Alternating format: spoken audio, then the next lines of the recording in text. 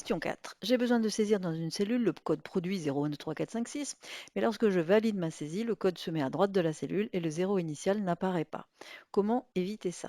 Alors ici concrètement, c'est déjà résolu, mais je vais faire en sorte de ne pas que rien ne soit saisi.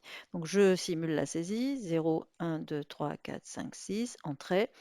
Effectivement, le 0 disparaît et ça se met à droite. Pourquoi? Parce que quand il s'agit d'un nombre, puisque là, Excel ne peut pas reconnaître que ces chiffres ne sont pas des nombres, un nombre, ça ne commence pas par 0. Donc, il affecte automatiquement un format de nombre et vire le 0 qui est pour lui non significatif.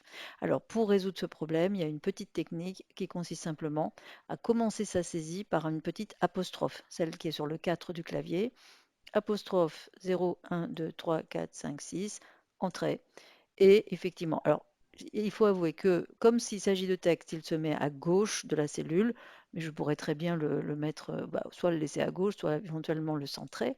Et ce petit triangle, c'est que pour Excel, c'est suspect, un nombre qui pourtant n'est pas tout à fait comme un nombre. Alors, si on regarde ici la petite balise active, si on clique, on est en capacité de lui dire ignore-moi cette pseudo-erreur, puisque pour nous, ce n'est pas une erreur. Dans d'autres cas, ça peut être intéressant de convertir, pourquoi pas, un texte en nombre, enfin un texte, quelque chose qui est un. Ce sont des chiffres, mais considérés par Excel comme des textes, ça pourrait permettre de les traduire. Bon, là, en l'occurrence, c'est plutôt ignorer l'erreur. Et comme ça, je peux faire ma saisie comme je veux. Cette histoire d'apostrophe a vraiment des intérêts majeurs. Ici, admettons que vous ayez des résultats, des chiffres qui correspondent à une année. Version ici sans petite apostrophe, version ici avec une petite apostrophe. Eh bien, si par hasard je suis une adepte de la somme automatique, ce qui est quand même assez courant dans Excel, quand je vais aller cliquer sur l'icône de la somme automatique, dans la mesure où la règle dans Excel, c'est de monter au-dessus et tant qu'il trouve des chiffres, de les englober, si je ne faisais pas attention, parce que là, vous voyez bien que ça se voit tout de suite que j'ai englobé le 2020, mais si j'ai une colonne avec 320 chiffres, il est fort à parier que je ne m'aperçoive pas qu'il a en plus englobé l'année qui est écrite en en-tête. Et il faut juste avouer que l'erreur, il y aurait une erreur de calcul de 2020, ce qui, encore une fois, là se voit, saute aux yeux, mais dans des colonnes beaucoup plus longues, c'est vraiment, vraiment pas évident. Alors qu'ici, si je fais la même manipulation, eh bien, vous voyez, pour lui, il ignorera le 2020 qui est en haut parce que c'est un texte pour lui, puisqu'il y a la petite apostrophe devant. Donc, très intéressant de bien savoir se servir de ça.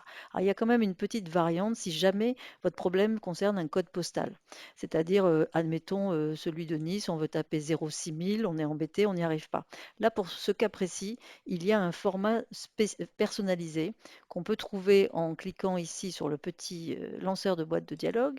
Ça s'appelle dans la rubrique, pardon, la rubrique spéciale justement, et on a par exemple ici l'option code postal qui apparaît en premier et ça me permettrait d'affecter à cette cellule le format code postal et en tapant 06000 de le conserver comme tel. Donc pour un cas de code postal ou de numéro de sécurité sociale ou des choses comme ça, enfin numéro de sécu ça commence pas par un 0, mais c'est pas à prendre comme un nombre non plus.